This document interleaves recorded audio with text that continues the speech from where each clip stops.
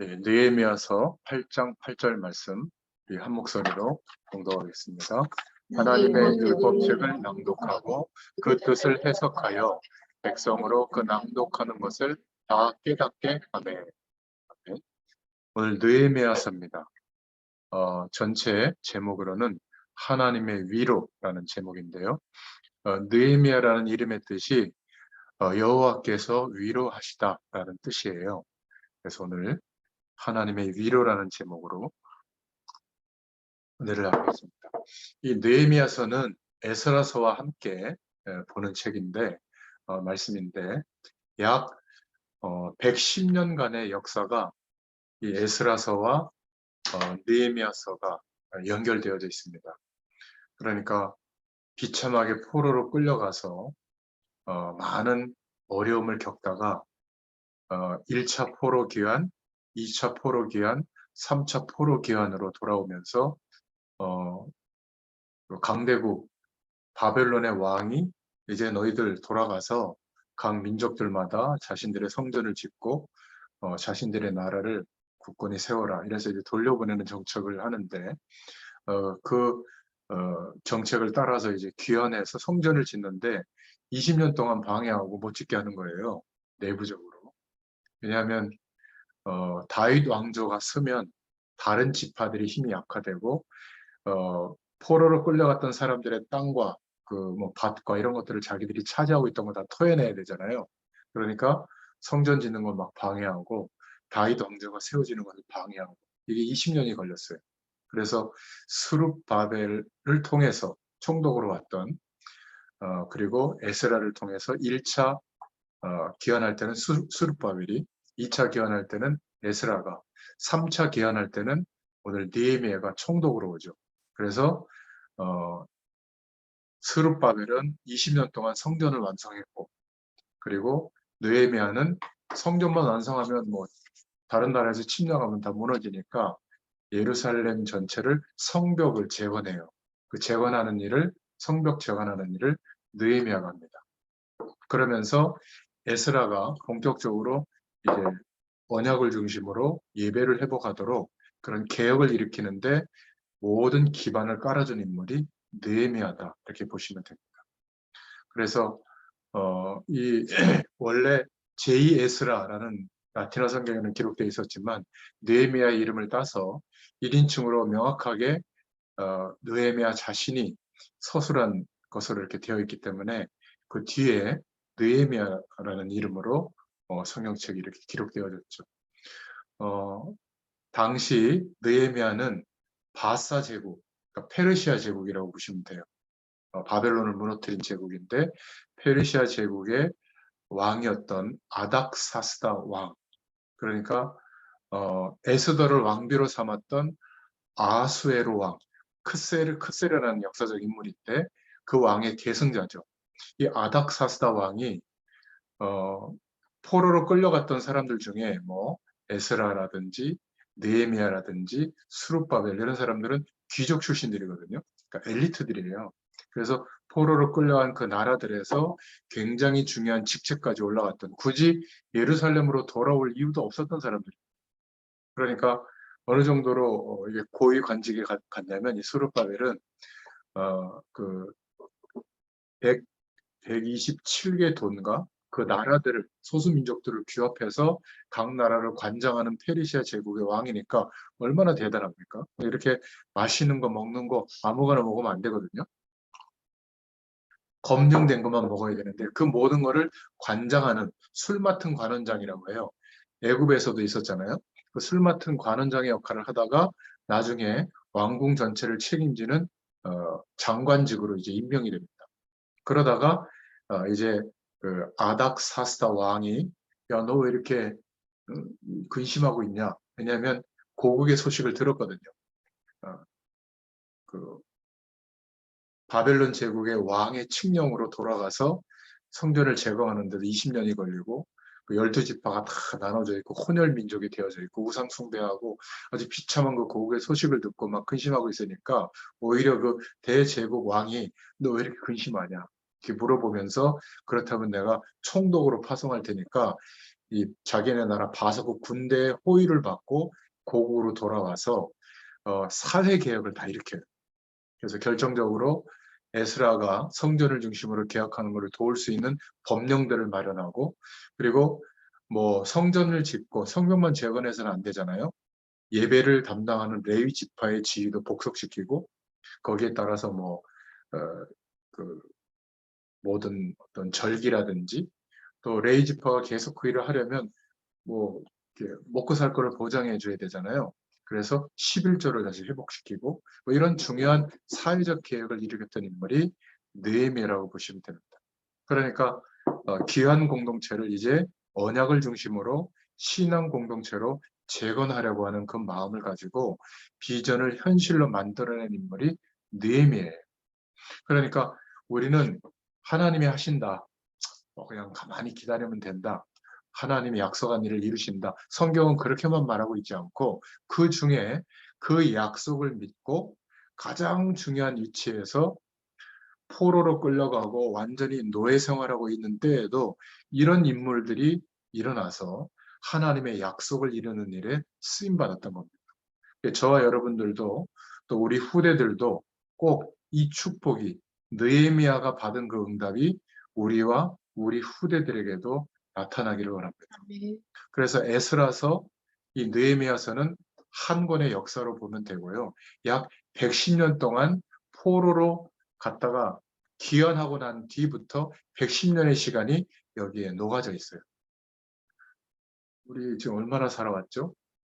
110년 이렇게 하면 우리 인생이 다 들어가도 되는 역사적 시간인데, 그 역사적 배경 속에 하나님의 섭리와 또 은혜들, 그러면서 어떻게 그런 포로로 끌려간 자리에 있었는데도 느헤미야, 스룹바벨, 에스라는 그렇게 하나님의 응답을 받았을까? 이게 이제 우리에게 주는 메시지거든요. 그런 내용들을 좀 붙잡을 수 있기를 바랍니다. 그래서 내용은 1장부터 7장까지는 52일 만에 막 방해에도 불구하고 성벽을 재건하는 내용이 나옵니다. 그리고 8장부터 13장까지는 언약을 갱신하고, 언약을 갱신한다는 말은 우리가 여기에 왜 살고 있는지, 그리고 오실 메시아의 약속을 붙잡는 것이 무엇인지, 우리가 성전을 회복하고 성벽을 재건하고 다윗 왕조를 중심으로 부강한 나라로 회복되어질 약속을 붙잡고 우리가 노력해야 될 이유가 무엇인지, 바로 선교죠. 모든 민족에게 메시아 오실 것을 알리려고 하는 이 언약을 중심으로 모든 사회를 개혁하는 내용이 나옵니다. 그게 느헤미야서의 내용이에요. 자, 그렇다면 이제 본론으로, 하나님의 위로라는 제목으로 우리 느헤미야서를 좀 보자면, 먼저 좀 서론으로 말씀드리자면, 성전을 지은 것이 아니라 성벽을 재건했다고 했잖아요. 이게 어떤 의미냐면, 우리가 복음 중심으로 살아갈 수 있도록, 현장에서 전도운동, 선교운동이 일어나도록, 또는 주의 종들이, 목회자들과 선교사들이, 전도자들이 이 복음운동을 지속할 수 있도록 성벽을 쌓으라는 거예요. 그러니까 느헤미야처럼 그냥 단순히 노력하는 정도가 아니라 대제국 페르시아의 왕권의 권한을 가지고 총독으로 와서, 에스라와 스룹바벨은 좀 약했는데 느헤미야는 아예 그 바사국 군대의 호위를 받으면서 왔거든요. 그러니까 군권의 힘을, 군대의 힘을 가지고 완전히 그냥 법만 제정한 게 아니라 사회 전체를 바꿔버린 거예요. 이 짧은 시간에 약 12년 동안에 다 바꿔버린 거예요. 그러니까 이런 응답을 누렸던 인물이 느헤미야입니다. 근데 여기서 우리가 질문을 좀 해봐야 될 것은, 서론으로, 왜 하나님의 백성인데 이스라엘이 이렇게 멸망을 당했을까? 도대체 하나님의 백성인데 왜 이런 삶을 살게 됐는가? 이 이유를 좀 우리가 약속으로 붙잡아야 되거든요. 이스라엘은 가나안 땅으로 이렇게 성경 지도에 보면 있지만, 옆에 지중해가 있고 요단강이 있고 또 사해 바다가 막혀 있어요. 또 위에는 아라비아, 블레셋, 밑으로 가면 애굽이 자리 잡고 있습니다. 나중에 옆에서 막 위쪽에서는 아수르 제국이 와서 북이스라엘을 멸망시켰고요. 남쪽은 바벨론 제국이 옆에 있다가 와서 멸망시켰죠. 그리고 그 뒤에 페르시아 제국이 일어나서 바벨론을 집어삼키고 속국들을 다 복속시켜서 식민지화하는 그런 배경 속에 있었던 겁니다. 왜 이스라엘은 계속 그렇게 어려움을 당할까? 사실은 처음에 가나안 땅에 들어갔을 때는 하나님의 약속을 붙잡고 솔로몬 왕, 다윗 왕 때는 그 고대 근동 국가들이 부러워할 만한 하나님의 복이 임했던 나라였거든요. 작은 강원도만한 땅덩어리인데 여기에 산지가 약 70%예요. 그리고 그 70% 산지 빼고 나머지 살만한 땅이 또 반쪽으로 나눠져서 위쪽은 북이스라엘, 남쪽은 남유다로 국가가 갈라지고요. 북쪽의 수도는 사마리아고 남쪽의 수도는 예루살렘이었어요. 근데 하나님의 약속과 왜 거기서 자기들이 살아야 되는지 삶의 이유를 상실하고 있을 때 하나님은 역사의 시간을 움직이셔서 아수르가 북이스라엘을 없애버리고 남자들은 전부 그 당시 모든 나라의 노예로 팔아버려요. 노예 시장에. 그리고 각 나라의 노예들을 끌고 들어와서 북이스라엘 완전히 혼혈해버리는 거예요. 결혼 정책으로 그렇게 국가의 정체성을 망가뜨려버려요. 그래서 예수님 시대에도 보면 유대인들이 특히 바리새인들이 북쪽 특히 사마리아 쪽으로는 못 가도록 막 돌아가도록 하는 그런 내용들이 나오는데 그런 이유 때문에 그런 정통성을 훼손했다. 완전히 우상화되어졌다. 이렇게 보는 거거든요. 이래도 못 깨달으니까 BC 606년경에는 바벨론에 의해서 남유다가 없어지거든요. 이 바벨론은 모든 법의 시초가 되는 함무라비 법전을 시작했던 대제국이었습니다. 그러니까 시드기야 왕이 두 눈에 눈을 뽑혀가지고 쇠사슬에 묶여서 그 먼 거리를 그냥 말지에 끌려갔거든요.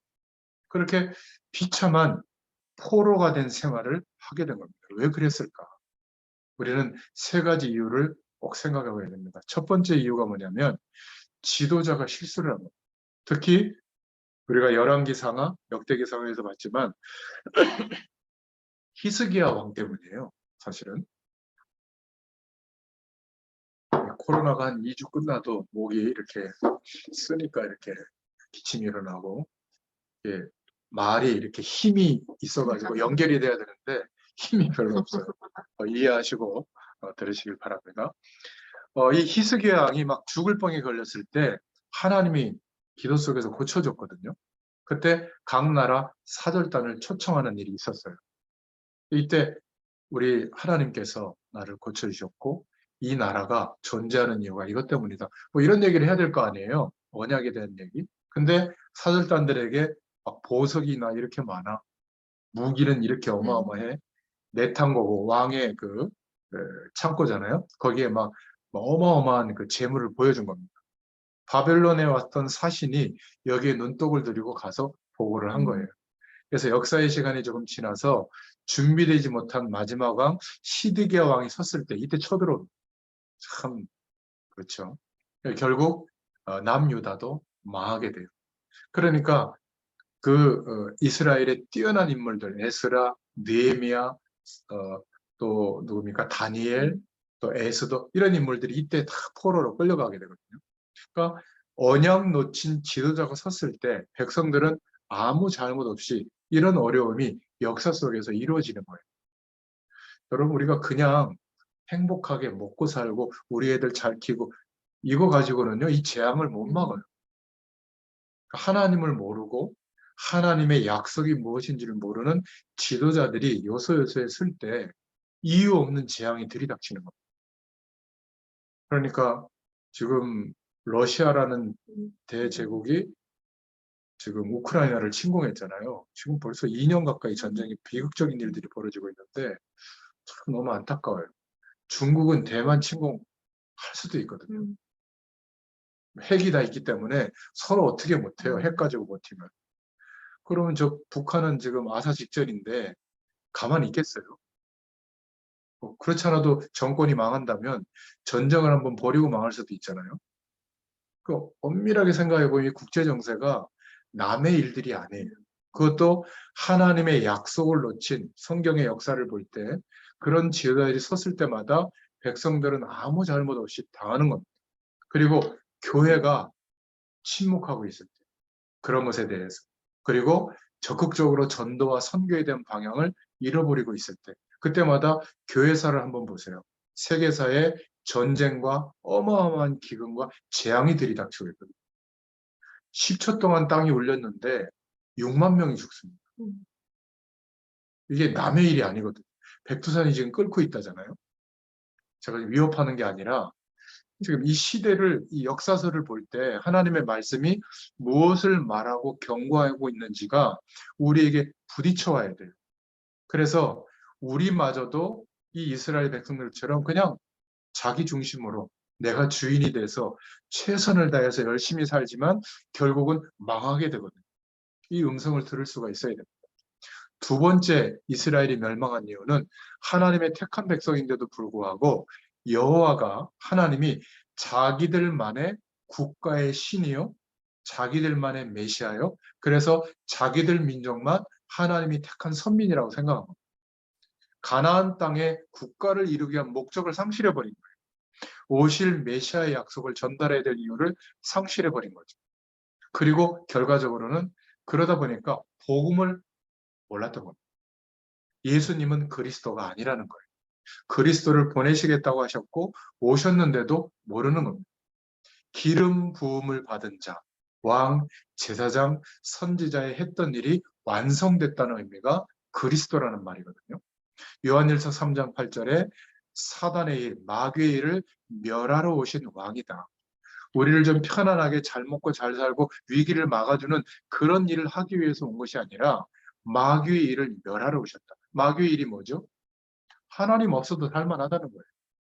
노력하면, 최선을 다하면, 너의 인생을 극대화하면 생존과 삶이 윤택해지고 행복해진다는 겁니다. 똑같아요, 메시지는. 거기에 나도 모르게 사상화되어져서 막 열심히 살아가고 있는 거죠. 그러니까 결국 마귀의 일이 멸해져야 하나님의 일이 보일 거 아니겠어요? 그 전에는 시간이 남고 물질이 남고 우리의 삶의 여기 남아야 주의 일을 좀 생각하지, 그렇지 않습니다. 자, 여러분들에게 그 표를 나눠주고 한 30명 그 이름을 써서 나와 관련된 사람들을 품고 계속 기도하면서 그들을 영적 상태도 좀 진단해보고 또 복음의 어떤 역할도 해보고 이러면요, 내 삶 속에 전도의 문이 열리는 것을 보게 돼요. 근데 이거는 못해요. 하루 종일 쉬어도 거기에는 관심이 없어요. 여러분 매일 전도를 안 해도 됩니다. 전도를 생각해 보세요. 오늘 누구 만나지? 어떻게 해야지? 혹시 어려움을 얘기하면 이렇게 답을 줘야지? 이런 생각만 해도 됩니다. 저는 매일 하거든요. 이거를 30년 동안 했다고 생각해 보세요. 매일. 이게요, 이거를 생각하고 사는 우리의 뇌와 이것을 생각하지 않고 사는 우리의 뇌는 달라요. 그 바라보는 거, 결정하는 거, 판단하고 인도받는 것이 완전히 달라집니다. 처음에는 별로 이렇게 잘 생각이 되지 않거든요. 자녀를 키울 때도 좋은 대학 가고 좋은 데 취직하고 좋은 사람 만나고 행복하게 사는 게 아니라 우리 아이가 어떻게 하면 세계복음화의 일꾼이 될까? 이런 관심으로 아이들을 바라봤단 말이죠. 그러다 보니까 드디어 그래서 그런지 237, 237 말만 하는데 안 가잖아요. 근데 우리 첫째 딸내미는 22일 날 드디어 출국합니다. 아예 그, 뭐예요? 일할 수 있는 비자, 워킹 홀리데이 그거 받아가지고 한 1년 일단 살아보고 정착이 되면 아예 자기는 해외에서 살 거라고. 237 말만 하는데 우리 교회에서 아무도 안 간다고. 자기는 간다고. 프랑스로. 결국 무슨 얘기냐면 아이들을 키울 때도 내가 사는 이유도 이유가 있어야 되는데 복음을 모르면 이 이유는 한참 밀리는 겁니다. 그러면 숨 떨어질 때 내가 좀 주의 뜻대로 살아야 된다 이러고 천국 갈 수 있어요. 이거는 막 전도 행위를 하라 그 말이 아니라 이스라엘 백성들이 존재해야 될 이유가, 가나안 땅에 있어야 될 이유가 예수님이 그 땅에 오시니까 그 소식을 전해주라는 거예요. 그리스도의 축복을. 그런데 복음을 몰랐던 겁니다. 이러니까 마귀의 일도 모르고 인간이 마땅히 받아야 될 모든 재앙이 들이닥치는데 이게 저주거든요. 아무리 좋은 조건을 갖고 있어도 저주가 안 들어오는 게 아니에요. 파고듭니다. 없애는 길은 제사장의 일이 완성이 돼야 되잖아요. 피 흘리면서 희생자들을 드렸던 그 제사가 완성되는 길이 예수님의 죽으심과 부활이에요. 그러니까 이 약속을 믿을 때에만 하나님과 만나게 됩니다. 성령으로 함께 하시는데 언제 성령의 충만함이 경험되어지죠? 그리스도의 의를 의지할 때. 주님의 죽으심과 부활로 성령 하나님이 나와 함께 하시면서 역사하시는 것이 가장 중요한 축복이구나. 이것을 내 마음과 생각으로 존중해야 돼요.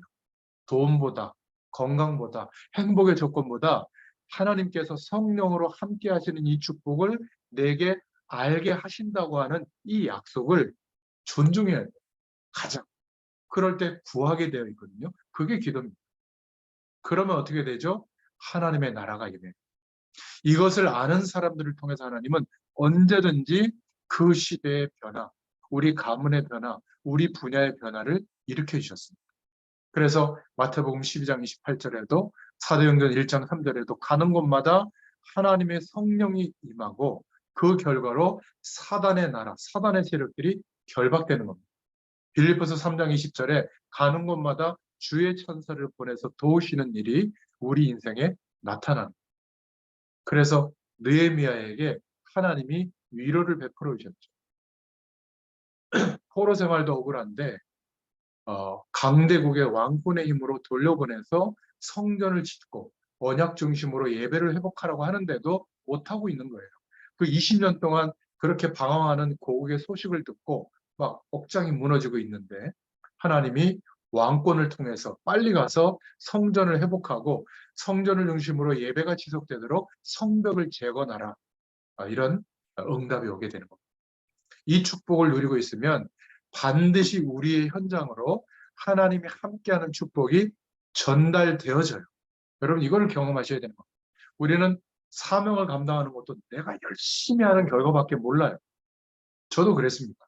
그런데 내가 이 축복, 하나님의 말씀과 하나님의 약속을 붙잡고 조금 하나님 바라보는 시간을 갖고 있는데 어느 날 현장에 하나님의 축복이 전달되는 겁니다. 그 대제국 아닥사스타 왕이 하나님의 감동을 받은 겁니다. 원래는 술 맡은 관원이었는데 왕에게 감동을 주어서 바사국의 장관이 되는 겁니다. 그리고 고국의 소식을 전해준 하나님의 그 소식을 듣고 탄식하고 있을 때 왕이 너 왜 그러냐? 왜 낯빛이 어둡냐? 이렇게 물어보다가 제가 사신이 이렇습니다. 얘기하니까 빨리 가서 성전을 재건하고 그 성전이 유지되도록 성벽까지 재건해라. 이렇게 느헤미야서 2장 1절부터 6절에 명령을 합니다. 그러니까 돌아와서도 반대파들이 여전히 있는데 뭐 군대를 동원해서 왔는데 대제국. 그러니까 뭐 이길 수가 없는 거죠. 그 성벽을 58일 만인가 그때 이제 재건을 하고요. 그러니까 어마어마한 일들을 이루죠. 사회를 개혁하는 이런 일들이 벌어지게 되는 겁니다. 싸우지 않고도 승리하게 되는 응답이 오게 되죠. 창세기 13장 18절에도 아브라함이 이 축복을 붙잡고 단을 쌓고 있을 때 그 당시에 그 소수민족들이 연합한 연합군대와 싸워서 이길 정도로 가병 318명의 응답을 하나님이 주셨잖아요. 시편 57편 6절부터 11절에 보면 다윗이 도망 다닐 때 엔게디 굴에 숨어 있을 때 낙심한 게 아니라 오히려 여호와의 이름이 열방 가운데 높아지기를 찬송하는 장면이 나옵니다. 또 시편 103편 열왕기하 2장에도 보면 주의 천사들을 보내시고 갑절의 영감을 주세요. 그러니까 장자의 언약을 허락해 주시는 거죠. 그 시대를 맡겨주시는 축복을 허락해 주십니다. 이 약속들을 붙잡고 기도하면 저와 여러분에게도 반드시 응답해 주십니다. 근데 이스라엘 백성들은 죄송하지만 아무도 안 믿었어요. 거의. 자신들의 현실이 그러니까. 주변의 강대국들은 어마어마하다고 생각했어요. 어떻게든 사기를 쳐서라도 차지한 그 땅, 권한, 여러 가지 우상과 결탁해서 형성되는 어떤 매일매일의 삶, 이게 좀 괜찮은 것 같으니까 그거 안 놓치는데 혈안이 되어져 있었지, 이런 하나님의 인물들을 들어서 시대를 기억하는데도 안 바뀌는 거예요. 110년 동안 그랬다. 지금 우리들의 시대는 어떻습니까?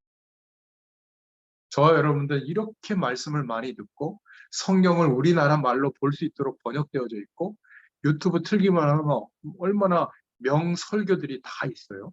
그런데도 왜 우리의 삶이 개선되지 않는 그런 위치에 있을까요?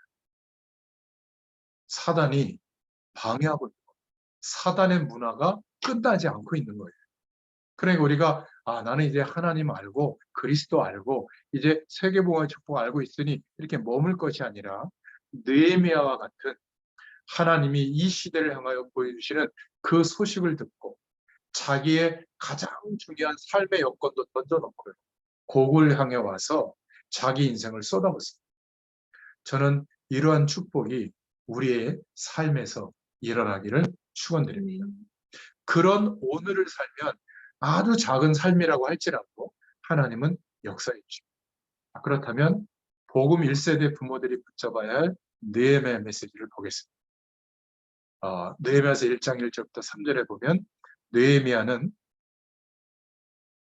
하나님의 위로라는 뜻이죠.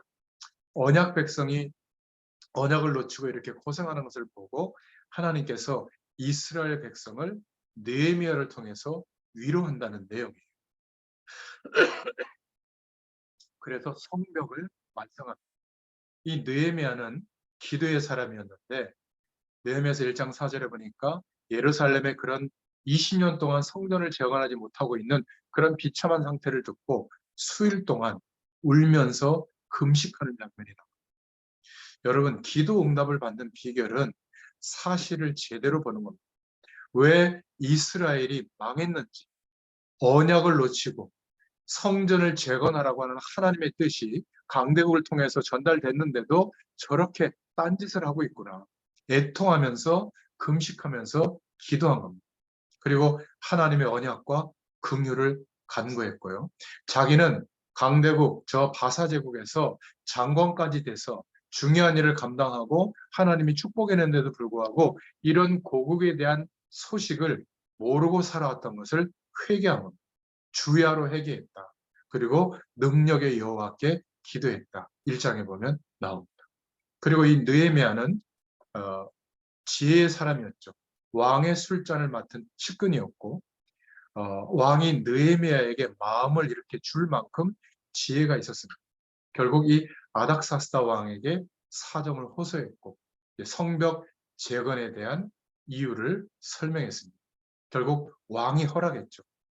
산발랏, 도비야 이런 내부적인 방해도 있었지만 그런 방해를 넘어서서 성벽을 재건했습니다. 모든 대적들의 방해를 물리쳤죠. 선지자들까지도 거짓으로 막 그 왕에게 강대국 왕에게 고소하는 이런 일도 통과했습니다. 결국 느헤미야는 유다를 깨우쳤어요. 그래서 우리가 첫 번째로 1세대 복음 가진 부모 세대들이 다음 세대에게 전달해 줘야 될 내용이 뭔지 아세요? 내가 사는 이유. 왜 내가 어려움을 당했는지. 왜 이제는 그 어려움에서 내가 해방돼서 소망을 갖고 살고 있는지. 복음을 중심으로 언약을 중심으로 설명해 줘야 돼요. 우리가 주로 아이들에게 한 얘기가 뭐죠? 그따위로 살아도 되겠냐? 공부 그렇게 해서 되겠냐? 열심히 안 살아도 되겠냐? 이 얘기예요. 그건 내 얘기거든요. 그것도 잘못 해석한 거예요. 열심히 안 살아서 내가 어려워진 게 아니라 언약 놓치고 살았던 거예요. 언약이 뭔지도 몰랐던 거예요. 복음이 뭔지도 모르고 하나님이 이 지구 전체를 어떤 방향으로 움직이시고 끝을 향하여 움직이시는데 그 방향을 몰랐던 겁니다. 그러니까 하나님의 인도하심과 역사와 나의 인생이 완전히 정반대에 있었기 때문에 어려움을 당했었다. 이거 부끄러운 게 아니에요. 제가 청소년기에 전 과목을 1번을 찍었다. 이런 얘기를 할 수 있는 이유는 부끄러운 게 아니라 그럴 수밖에 없었어요. 공부 열심히 하는 게 저는 그때 답이 아니었거든요. 근데 답은 모르지. 그러니까 남들처럼 열심히 할 수가 없었던 거예요. 우리 딸내미가 제 기질을 닮아서 그런지 정상적으로 모든 사람이 가는 길을 안 가요. 그래서 처음엔 걱정이 많이 되더라고요. 근데 복음 안에서 보니까 하나님의 인도예요. 그러니까 그 뭐죠? 그 문화예술 분야에 그 전 세계에 그 뭐 한 2만 명 정도에게는 프리패스 그 권한이 주어지는 뭐 그런 신청하는 게 있나 봐요. 그걸 신청해 가지고 뭐 프랑스에 가면 뭐 박물관이나 미술관은 다 공짜로 들어갈 수 있다고. 뭐 그런 걸 또 알아가지고 찾기도 하고, 또 교회를 좀 말씀 운동하는 우리 그 교회를 좀 연결해 좀 좋겠다. 그래서 제가 찾아봐서 지금 연결해 주려고 하는데, 혹시 거기 교사가 없으면 자기 교사하고 싶다고. 그런 거는 시켜서 하는 게 아니잖아요. 하나님이 그렇게 인도하시는 거예요. 저는 아이들에게 많은 얘기를 못하지만 왜 내가 실패했는지, 그리고 주의 종이 돼서도 왜 어려웠는지, 이제는 무엇 때문에 사는지, 이 이유를 평상시에 슬쩍슬쩍 말해주고 알려주고 있습니다. 여러분, 이게요, 하나님이 나의 인생을 잘 살게 하고 행복하게 살게 하고, 이것도 좋죠. 근데 내가 누구이며 무엇을 위해서 어떻게 살아야 할지를 저는 깨닫게 해주셨어요. 그러니까 하나님이 저를 위로해 주세요. 참 그거 보면요, 너무 감사하고 기뻐요. 그러니까 이 축복이 우리 다음 세대에게도 반드시 전달돼야 되잖아요. 그래서 우리를 부모 되게 한 겁니다. 근데 이것만 놓치고 살아갈 수 있는 여건을 다 마련해 줘요. 오히려 이 아이는 자생력도 없고 세상에서 안 좋은 사람들도 있거든요. 그런 사람 속에서 살아남아야 되는데 아마 그런 힘도 없을 수도 있어요. 여러분 꼭 기억하시기 바랍니다. 첫 번째 메시지. 느헤미야가 하나님의 위로를 받았는데 어떻게 이 축복을 누렸는지 아세요? 애통한 겁니다. 왜 이스라엘이 망했는지 이유를 알고 있었어요. 두 번째입니다. 느헤미야를 통해서 성전에서 예배할 수 있도록 그 주변의 조건, 성벽이 완성되어졌는데, 느헤미야서 4장에 보면 나옵니다. 9개의 문이 나오는데 9개의 성전의 문, 성벽이 회복됐다는 것은 전부 회복됐다는 거거든요. 외형적인 조건은 회복이 된 겁니다. 성전에서 섬길 사람들을 회복시켰죠. 그래서 그 내용들을 좀 보면 예를 들면 예언교회가 있는 그 발산 지역이 있거든요. 발산 지역이 어떤 지역이냐면 발산, 그러니까 중들, 승려들의 밥그릇이라는 뜻이에요. 봉천, 봉천동은 뭐죠? 하늘을 받든다, 기우제를 지냈던 곳이거든요. 그런 역사적 배경에 따라서 지역 이름이 있는 겁니다. 보이지 않게 그런 배경 속에서 지역에서 사람들이 살고 있는 걸 모르죠, 아무도. 그러니까 우리 후대들이, 또 우리 자신이 우리가 무엇 때문에 사는지, 지금 예루살렘에 무엇 때문에 사는지, 그죠? 성벽을 재건하면서 그 이름에 의미를 부여한 거. 한 번 정도는 여러분들이 기억하셔야 됩니다. 양문이라는 문이 있는데 베데스다 연못에서 양을 씻은 후에 들어갔던, 제물을 드리기 위해서 양을 씻었던 그런 문이 양문이거든요. 쉽 게이트라고 영어로 되어 있는데 이거는 십자가를 의미해요. 또 어문이라고 있는데 갈릴리의 고기를 운반해서 들어오던 것입니다. 이 어문은 영적인 것의 회복이라는 의미가 있습니다. 또 옛 문, 올드 게이트가 있는데 다메섹의 문이라고도 하는데요. 과거의 본성을 깨닫는 곳이다. 이런 문들이 있었습니다. 그리고 분문이 있는데 오물을 실어내던 곳입니다. 육적인 사역의 의미가 있었고, 또 골짜기 문이라는 이름이 있었는데 흰놈의 골짜기를 향하여 붙였던 이름인데 고난과 시험이라는 의미가 있습니다. 또 샘문이 있는데 성령의 역사를 말하고요. 또 워터게이트, 수문이 있었습니다. 성전에서 쓰는 물을 길어오는 곳, 수문 앞 광장에 모여서 에스라 선지자가 율법책을 낭독하고 전 백성들이 모여서 하나님의 언약을 회복하면서 회개 운동이 일어났던 곳이 바로 수문이에요.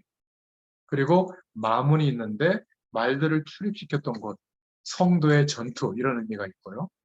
또 그러니까 수문은 하나님의 말씀에 대한 의미가 있고, 함밉갓이라는 문인데 심판의 문이라고 합니다. 그리스도의 심판의 보좌라는 뜻이에요. 그래서 이 9개의 문, 이 성곽이 다 회복됐다는 말은 어떤 의미가 있냐면 드디어 예루살렘 전체가 하나님의 보호와 인도를 받을 수 있는 준비가 되어졌다. 누구를 통해서요? 바로 느헤미야를 통해서 이 일이 20년 동안 못하던 일을 불과 한 60여일 만에 이뤄낸 겁니다. 대단하지 않습니까? 우리 자신도 우리 후대들의 인생도 하나님 앞에 이렇게 쓰임 받을 수 있기를 축원드립니다. 여러분 믿고 기도하세요. 하나님의 약속의 말씀을 들을 때 거기다가 깨닫게 해주시는 그 음성을 적으세요. 그리고 그 약속으로 붙잡고 하나님께 기도하세요. 하나님이 이루어 주십니다. 그 약속을 이루어 가실 줄로 믿습니다. 돈, 환경, 자격, 조건은요, 하나님이 얼마든지 바꿀 수가 있어요. 없다면 하나님이 문을 여실 수도 있어요. 그러니까 그거는 걱정할 이유가 없는 겁니다. 나는 누구이며 무엇을 위해서 어떻게 살아야 할 것인가가 이 역사서를 우리가 지금 읽어가고 있는데 하나님의 음성을 들을 수 있기를 바랍니다. 느헤미야서는 한 13장밖에 안 되니까 한번 딱 잡으면 끝까지 금방 읽을 수 있거든요. 한번 읽어보세요. 하나님의 음성이 들릴 줄로 믿습니다. 세 번째로 느헤미야 8장 1절부터 12절의 말씀을 통해서 언약의 갱신이라는 기도 제목을 한번 붙잡아 보시길 바랍니다. 전에는 포로 생활로 노예로 살았지만 이제는 예루살렘 성전으로 와서 갱신해야 되잖아요. 그래서 다음 세대에게 갱신할 것을 가르치라는 거예요. 처녀총각이 결혼하면 갱신해야 됩니다. 근데 여전히 아줌마가 돼서도 처녀총각 생각대로 예쁘고 멋있고 자기를 갖고 이런 모습으로만 살면 어떻게 되죠? 가정이 갈라서야죠. 방해돼요, 오히려 가정. 이제는 집에서 살림을 살고 있는데 밖에서 일하는 사람하고 똑같은 인생의 응답이 와야 돼요. 밖에서 열심히 일하고 있는데 집에서 조금 휴식을 취하는, 우리 아파트 보면 너무나 불쌍해요. 남자들은 다 지하철 타고 가고 차가 쫙 서 있고요. 점심 먹으러 브런치 먹으러 아줌마들이 끌고 나가는데 그 남자들이 얼마나, 요즘 20대들은 그러잖아요. 결혼 안 한다는 거예요. 내가 왜 이렇게 열심히 일해서 부인이랑 결혼해서 자녀들한테 다 뺏기냐. 아예 끝까지 결혼하더라도 끝까지 누리다가 아예 안 낳겠다 결혼해서. 이게 팽배해져 있어요. 그러니까 아끼지 않아요. 뭐 미래를 위해서 뭐 전세금이라도 준비한다 이런 거 없어요. 희한하죠. 그 월세 문화가 아마 맞는 것 같아요. 집을 장만해가지고 뭐 투자 가치가 높은 데 가서 뭐 우리 자녀들을 위해서 뭐 좀 남겨주기 위해서 그런 거 없어요. 근데도 불행해요. 참 희한하죠. 더 막 우울증도 많고요. 스트레스도 많고 그래요. 하나님 떠나서는 그럴 수밖에 없는 겁니다. 그래서 하나님이 지금 강대국을 동원해서 다시 성전을 재건하고 성벽을 재건하는 어마어마한 축복을 받았기 때문에 갱신해야 된다. 이것을 느헤미야를 통해서 백성들에게 알리고 있는 겁니다. 우리는 이 갱신하는 것을 잘 못하는데 오늘 말씀을 한번 보세요. 이스라엘은 족보와 이름을 중시했거든요. 느헤미야서 7장에 보면 예루살렘을 다스릴 자를 이 느헤미야가 구별해서 임명합니다. 그리고 7장 5절부터 38절에 보면 스룹바벨과 함께 1차 귀환했던 귀국한 자들도 있었거든요. 그들을 또 기록을 하고요. 또 제사장들과 레위인의 명단을 작성했어요. 그러니까 성전을 중심으로 그 일만 하도록 레위 지파들을 복원시킨 겁니다. 이 레위 지파가 사명을 잃어버리고 이방인들하고 그 혼인을 하고 우상을 섬기고 있었거든요. 참 안타까운 일들이었죠. 그리고 느다딤 사람들의 명단을 기록했다. 이런 내용이 나오고 솔로몬의 신부, 솔로몬의 자손의 명단을 기록했다. 그리고 계보가 불확실한 자들도 언약 중심으로 명단을 기록했고요. 돌아온 자들과 예물도 기록했습니다. 쉽게 말해서 이제 각 계층의 사람들을 정돈하고 역할을 분담하는 일을 했고요. 그리고 에스라가 아까 이야기한 수문학 광장에 모여서 율법책을 낭독할 때 전 이스라엘 백성들이 거기에 모여서 애통해하면서 왜 우리가 이런 어려움이 왔는지 느헤미야와 에스라와 레위 자손들이 위로할 정도로 백성들이 애통하면서 회개했습니다. 느헤미야서 8장 9절에 보니까 여호와의 성일이니까 슬퍼하지 마라. 그리고 13절부터 18절에 보면 근심치 말고 여호와를 기뻐하는 것이 너의 힘이니라. 이런 말씀이 있고요. 초막절을 드디어 회복해요. 하나님의 백성은 하나님이 인도한다라고 하는 그 중심이잖아요. 초막절을 지키기 시작했어요. 그리고 백성들이 금식하면서 회개하고 느헤미야 9장에 보면 4절부터 6절에 여호와를 찬양하는 찬양이 회복돼요. 누구를 통해서요? 이 느헤미야를 통해서 찬양이 회복됩니다. 그리고 지난 날을 회고하죠. 갈대아 우르에서 이끌어내신 하나님, 가나안 족속을 멸하시고 정복하게 하신 하나님, 바다를 가르시고 홍해를 통과해서 인도하신 하나님, 구름 기둥, 불 기둥으로 보호하신 하나님, 모세의 반석에서 물을 내신 하나님, 40년간 광야에서 결핍 없이 피로를 치우신 하나님, 포로에서 회복시키는 하나님, 이런 지난 날에 대해서 다시 언약 중심으로 회고하는 장면이 나옵니다. 9장 32절부터 38절에 하나님의 백성들이 하나님과의 관계를 회복하는 그런 언약의 갱신에 대해서 기록하고 있습니다. 여러분, 우리가 복음에 입각해서 하나님이 원하시는 뜻대로 그 방향대로 인도받기 위해서 장애가 되는 것들 우리가 좀 바꾸자. 그죠? 여러분이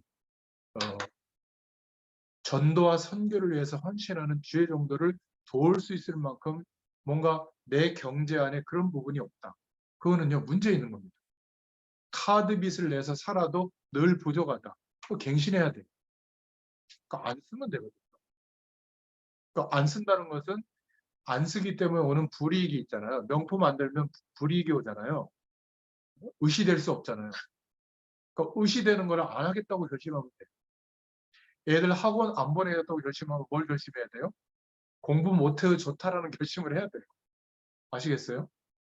그러니까 하나님 앞에서 하나님의 약속이 이루어지도록 방해되는 조건들을 결단하셔야 되는 그런 갱신을 할 수 있기를 바랍니다. 하나님의 말씀을 내가 존중하고 있지 않구나. 존중한다면 약속으로 믿고 구하고 기도해야 되잖아요.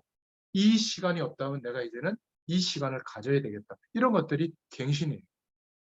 내가 건강하지 못하다. 그럼 어떻게 해야 될까요? 건강할 수 있는 노력을 이제 해야 되겠구나. 그것도 갱신이에요. 내가 시간이 남을 때 괜히 우울해진다. 그거는 내가 정서적으로 건강할 수 있는 취미 생활이 없는 거예요. 그럼 그 취미 생활도 준비하세요. 그것도 필요합니다. 음악 하시는 분들은 너무 일하는 데만 쓰지 말고 취미 생활 한번 해보세요. 얼마나 여러분들 좋습니까? 마음대에 있는 피아노 실도 있겠다. 찬양하면서 말이에요. 근데 이런 것을 놓치면 어떻게 되죠? 너무나 좋은 기능과 탤런트가 있는데 너무 힘들게 살아요. 그것 때문에. 참 희한하죠. 음악의 기능이 없는 사람은 음악 때문에 스트레스 안 받는데 음악의 전문성 있는 사람은 그것 때문에 엄청 스트레스 받아요. 참 희한하죠. 반대로 생각하면 이게 얼마나 소중한 탤런트예요. 그죠? 목회자가 말씀 심부름할 수 있는 탤런트를 줬잖아요. 그러면 말씀 준비하는 게 기뻐야지. 이렇게 깨알 맨날 고생하나 이러고 있으면 그것도 한 1,000명, 2,000명 앞에 막 설교할 때 준비하면 기쁘겠지. 서너 명 놓고 맨날 이렇게 말씀 전하고 있을까. 그것도 하루 이틀도 아니고 몇십 년을. 그게 언약에 대한 갱신이 안 된 거예요. 꼭 하나님의 음성 들을 수 있기를 바랍니다. 네 번째로 느헤미야서 11장 1절부터 2절에 언약에 대한 순종을 말하고 있는데 불순종하는 사람들이 나옵니다. 불순종하는 사람들은 언제나 역사 속에 있었죠. 창세기 4장에도 가인이 언약 놓친 예배를 드리고 있잖아요. 또 창세기 6장에도 하나님 없이 살만한 조건을 다 만들죠. 네피림 시대, 노아 시대. 그리고 결국 인생관이 어디로 모아지죠? 창세기 11장에 바벨탑을 쌓는 겁니다. 하늘에 닿아보자. 우리 이름을 내자. 흩어짐을 면하자. 하나님의 뜻하신과는 정반대죠. 선택받았는데도 아브라함은 약속의 땅을 향하여 가지 않아요. 불순종이 나옵니다. 복의 근원으로 약속했는데도 불구하고 불순종하는 장면들이 계속 나옵니다. 하나님의 말씀이 전달되어졌는데도 불신앙하면 어떻게 되죠? 완벽하게 문제가 옵니다. 가인과 노아 시대 사람들이 하나님의 은혜를 받았는데도 바벨탑을 쌓았죠. 아브라함도 처음에는 갈대아를 나와서도 불신앙했어요. 복음에 불순종하면 누구든지 망해요. 이게 하나님이 주시는 메시지입니다. 복음의 기준을 붙잡아야 되는데 맞다 틀리다 식으로 하나님의 말씀을 율법의 기준으로 습관적으로 보면 복음에 불순종하게 되는 거거든요. 나는 열심히 말씀대로 산다고 하는데 결과가 뭐죠? 그렇게 못 사는 사람들이 눈에 띄잖아요. 늘 판단하는 자리에 있어요. 그러면 어떻게 될까요? 재앙이 들이닥치고 말씀대로 열심히 산다고 하는 것 같은데 이스라엘 백성들은 계속 불순종했어요. 이게 너무나 안타까운 거예요. 애굽에서도 그랬고 출애굽기 3장에 광야에서도 출애굽기 10장에서 그랬고 가나안 땅에 와서도 사사기에 보면 계속 반복되는 실패 속으로 들어갔죠. 왕정 시대가 돼서도 예레미야 33장 1절부터 9절에 예레미야의 선지자의 음성을 안 듣는 거예요. 저 자꾸 이렇게 우상숭배하면 우리 끌려갑니다. 포로로. 그랬더니 저 친바벨론파 아니야? 그래가지고 아예 고소해가지고 감옥에 가둬놨잖아요. 그때 하나님 앞에 기도했던 장면이 나왔잖아요. 예레미야 33장 1절부터 3절. 그리고 예수님 시대에도 그리스도로 오셨는데 바리새인들이 그리스도를 인정하지 않고 불순종하는 거거든요. 마태복음 27장 25절에 나옵니다. 이 불순종이라는 말은 말을 듣지 않는다는 게 아니에요. 복음의 불순종. 복음 말고 다른 것을 또 중요한 기준으로 삼고 최선을 다하는 게 불순종입니다. 부모님의 말씀을 잘 들어야 되지만 복음을 알고 복음의 말씀에 순종할 수 있는 후대로 세워야 될 줄로 믿습니다. 불순종한 유대인들은 복음에 불순종할 때마다 재난을 당했고요. 다시 복음에 순종할 때마다 모든 것이 거짓말처럼 회복되는 것이 이스라엘의 역사였습니다. 귀중한 백성들이 드디어 말씀에 순종할 것을 맹세하죠. 느헤미야 10장 29절에 모세의 율법을 지키기로 하고 10장 33절에 절기가 회복되고 또 느헤미야서 10장 37절 39절에 레위 지파가 하나님의 약속을 붙잡고 성전에서 주의 일을 감당하도록 11조를 회복시킵니다. 이게 느헤미야가 한 일이에요. 백성들이 개혁운동이 일어나도록 그렇게 느헤미야가 하나님의 축복된 길로 인도하고 있죠. 그리고 성전에 골방을 정결케 했다. 기도실을 회복했고 레위인들이 13장에 보면 복직했어요. 그리고 안식일을 준수하도록 사회적 법을 명령했고요. 13장 15절부터 22절에 그리고 이방인들과 통혼한 것을 아예 법으로 금지했습니다. 13장 23절부터 27절에 그리고 레위인의 직무를 구분했어요. 예배를 담당하는 사람이고 재물을 담당하는 사람이었잖아요. 이렇게 느헤미야를 통해서 복음을 회복한 줄로 믿습니다. 그래서 제가 큰 두 번째 대지로 복음 가진 청년 전문인 산업인들이 그러면 어떻게 느헤미야처럼 하나님이 세우시는 성공자의 삶을 살 수 있을까? 그런 룰이 삶 속에서 회복이 돼야 되거든요. 그거는 성수동 다락방이나 또 청년 메시지 목요일 날 올라오는데요. 성수동 다락방은 어제 올렸습니다. 오늘 올렸나? 네, 아무튼 그거를 참고하시면 좋겠습니다.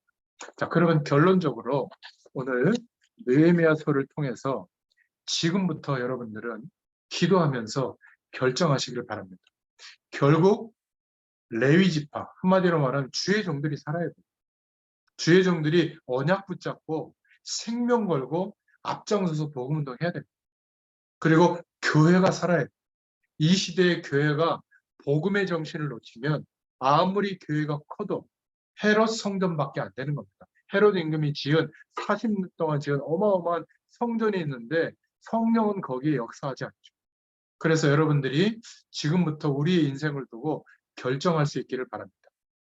전도자와 목회자와 또 복음 전하는 주의 종들의 팔과 다리 역할을 하겠다. 성벽 재건의 응답이 바로 그거거든요. 만약에 전문성이 준비된 청년 전문인 산업인이라면 그리고 하나님의 사람이라면 본인이 생각할 때 내가 엘리트 같다. 이런 분들은 지금부터 교회 살리는 전도자와 목회자들을 마음껏 복음 운동할 수 있도록 헌신할 수 있는 선교적 기업, 사회적 기업, 문화적 기업을 두고 기도하세요. 가능합니다. 이런 꿈을 꾸지 않는다면 어떻게 하나님이 이루어지겠어요? 그죠? 그러니까 공부는 지금부터 하시는 거예요. 여러분 벌써 노후를 어떻게 할까? 이거는요, 늙은 생각. 노후가 뭐죠? 이 3기업을 준비하는 노력, 공부, 그리고 그런 일을 이루는 현장도 가보시고, 그런 데 가서 커피도 마셔보시고, 이렇게 하셔야 돼요. 요소요소의 분야마다 다 있습니다. 두 번째로 어떤 결정을 하셔야 되냐면, 나는 공부도 잘 못했고 일하는 것도 힘들다, 이런 사람들이 많이 있거든요. 3기업이고 뭐고 나는 사는 것도 힘들다, 교회도 억지로 오는데, 이런 사람들은 빨리 기도부터 해보겠습니다. 말씀을 묵상하고 하나님을 바라볼 때 그 은혜 속에서 하나님이 내 인생에 허락해 주신 달란트부터 찾으세요. 그리고 어느 현장이든지 승리할 수 있는 성공자의 룰이 있거든요. 다른 말씀을 좀 참고하시고요. 그래서 기도부터 회복하고 하나님이 나라고 하는 인생을 통해서 부탁하신 달란트부터 찾으세요. 달란트는 직업일 수도 있고 아닐 수도 있어요. 제가 만약 직업으로 목회자를 생각했다면 큰 목회를 하는 게 달란트겠죠? 아닙니다. 제게 주신 달란트는 따로 있어요. 제 카톡이나 카카오톡에 카카오 스토리 여기 보면 거기에 그 프로필에 제가 그 영어 약자로 다 적어놨거든요. 5가지 기도 제목으로 저는 인생이 정리가 돼 있어요. 근데 워낙 큰 기도 제목이기 때문에 하나님의 뜻이기 때문에 제가 노력으로 할 수 없는 거예요. 그래서 하나님이 하신다고 저는 믿고 오늘을 살고 있는 겁니다. 여러분, 기도부터 회복할 수 있기를 바랍니다.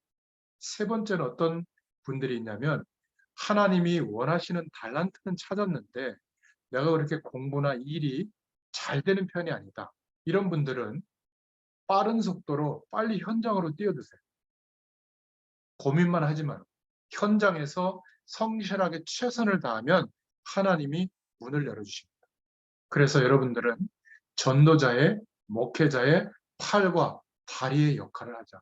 그래서 함께 한 팀이 되어지는 응답이 있기를 축원드립니다. 내가 섬기는 교회를 중심으로도 이 축복을 누려야 되겠습니다만은, 여러분들이 현장에서 이 응답을 꼭 누릴 수 있기를 축원드립니다. 정말 교회가 전도할 수 있도록. 지금 목회자들이요, 복음 전하기가 어려워요. 그러니까 목회를 생존의 도구로 삼아요. 그 수입을 가지고, 헌금을 가지고 먹고 살기에 급급하거든요.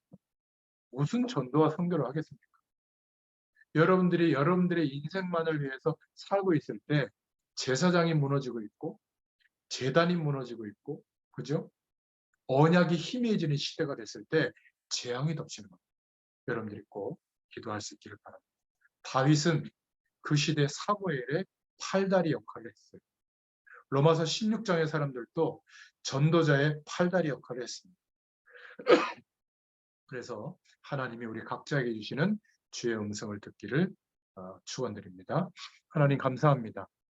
느헤미야서를 통해서 하나님께서 언약 잡고 이스라엘 백성들이 왜 이런 고통과 어려움을 당하는지 언약 놓친 결과라고 하는 그 이유를 가지고 기도했던 느헤미야를 사용하셔서 이스라엘 백성들이 성전을 회복하고 모든 사회가 언약 중심으로 개혁하며 이제 성벽이 재건되어져서 하나님 중심으로 통치하는 왕조가 회복되어지고 나라가 회복되어지는 역사가 있게 되도록 느헤미야를 통해서 일하신 주님, 우리의 인생을 통하여서도 이 시대에 언약이 회복되어지고 제단이 회복되어지고 주의 종들이 회복되어지도록 우리들을 통하여 느헤미야처럼 역사해 주시기를 소원합니다.